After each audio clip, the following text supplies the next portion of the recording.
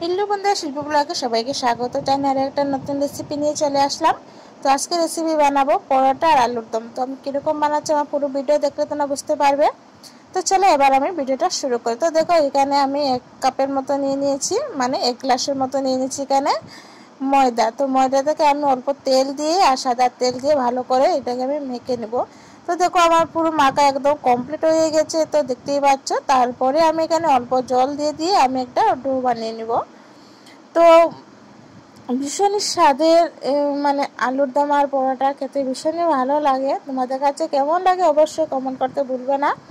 তো দেখো আমার পুরোপুরি আমার এটা মানে তৈরি হয়ে গেছে, ডো বানিয়ে নিয়েছে, কত সফট রয়েছে।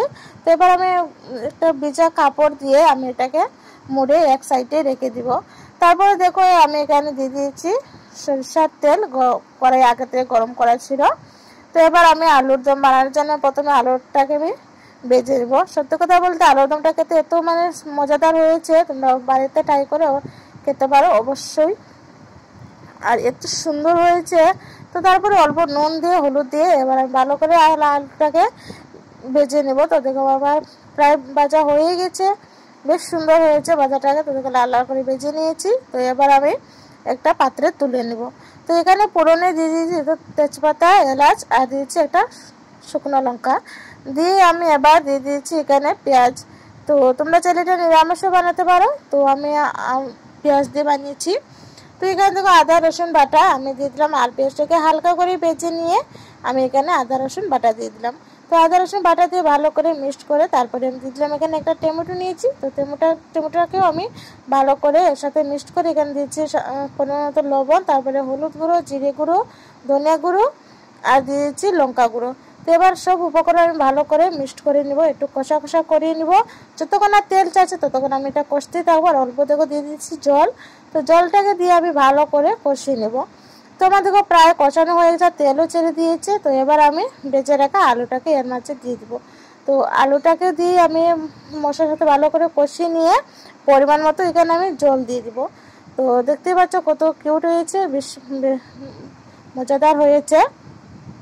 তো এখানে আমি দিয়ে দিয়েছি জল পরিমাণ মতো। তো পরিমাণ মতো জল দিয়ে এবার আমি ঢাকনা দিয়ে দিব। তো ঢাকনা দিয়ে যতক্ষণ আলুটা সিদ্ধ হয়েছে ততক্ষণ আমি এটাকে, তো দেখো এবার আমার আলু ফুটে গেছে। আর এবার আমি ঢাকনাটা খুলে দেখব কি সিদ্ধ হয়েছে কিনা আলুটা। তো ভীষণই সুন্দর হয়েছে, খেতেও দারুণ হয়েছে। তো এবার দেখো আমার আলু সিদ্ধ হয়ে গেছে। এবার আমি অল্প গরম মশলা গুঁড়ো দিয়ে দিলাম, দিয়ে এবার আমি নামিয়ে নেব। দেখতেই পাচ্ছ কত কিউট হয়েছে, ভীষণই ভালো হয়েছে খেতে। তো এবার অল্প আমি চিনি দিয়ে দিলাম, চিনি দিয়ে এবার আমি নামিয়ে নিব। তো এত করে একটা বাটিতে আমি নামিয়ে নিলাম, নিয়ে উপর দিকে আমি ধনেপাতা ছড়িয়ে দিব।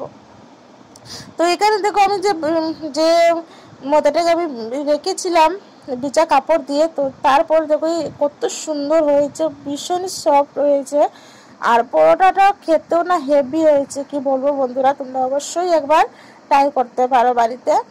তো এবার দেখো আমার এই যে আমি কত সফট হয়েছে দেখতেই পাচ্ছ। এবার আমি মানে অল্প তেল দিয়ে আমি ডো বানিয়ে নিব।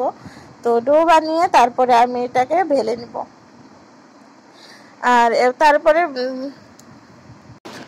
তো প্রথমে দেখো আমি কিরকম মানে বানাচ্ছি, তোমরা আমার পুরো ভিডিওটা দেখো, দেখলেই বুঝতে পারবে কিরকম বানাচ্ছি। তো আমার এক হাতে মোবাইল ছিল আর এক হাতে আমি লাড্ডু বানাচ্ছিলাম বলে আমি মানে পুরোটা তোমাদের সাথে শেয়ার করতে পারিনি।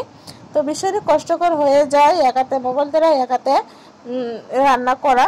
তো দেখো আমি পুরো মানে বলে রুটি যেরকম বলে করে তা এরকম আমি বেলে নিয়েছি। তো বেলে নিয়ে এবার আমি অল্প তেল দিয়ে আর সামান্য ময়দা দিয়ে আমি এটাকে পুরো পুরো রুটিতে আমি লাগিয়ে দিব।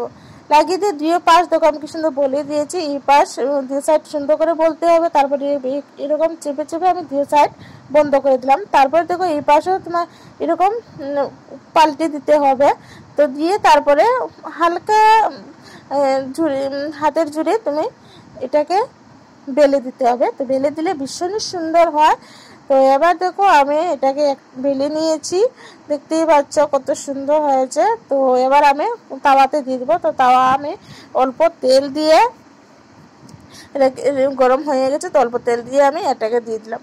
তো দেওয়ার পর দেবে কত সুন্দর ফুলেছে বন্ধুরা, কি বলবো, ভীষণই সুন্দর হয়েছে। তো এরকম আমি সব কটাকে বানিয়ে নেবো। এই যে দেখতে পাচ্ছ কত সুন্দর ফুলছে, ভীষণই সুন্দর হয়েছে আর খেতেও না দারুণ হয়েছে বন্ধুরা। তো এবার দেখো কত সুন্দর ফুলেছে, যেমন আমি এটা তেলে দিয়েছি ফুলকো ফুলকো লুচি হয়ে গেল, দেখতে পেলে কত সুন্দর হয়েছে। তো এই সব কটাকে আমি এরকমই বানিয়ে নিব। তো দেখো সব কটাও আমার এরকমই বানানো হয়ে গেছে। তো লাস্টে যেটা ছিল সেটাও তোমাদের সাথে আমি শেয়ার করে দিলাম। তো সব কটা আমার বানানো হয়ে গেছে। তো দেখো কত কিউট লাগছে, আলুর দম আর পরোটা, ভীষণ স্বাদের একটা রেসিপি, তোমরা অবশ্যই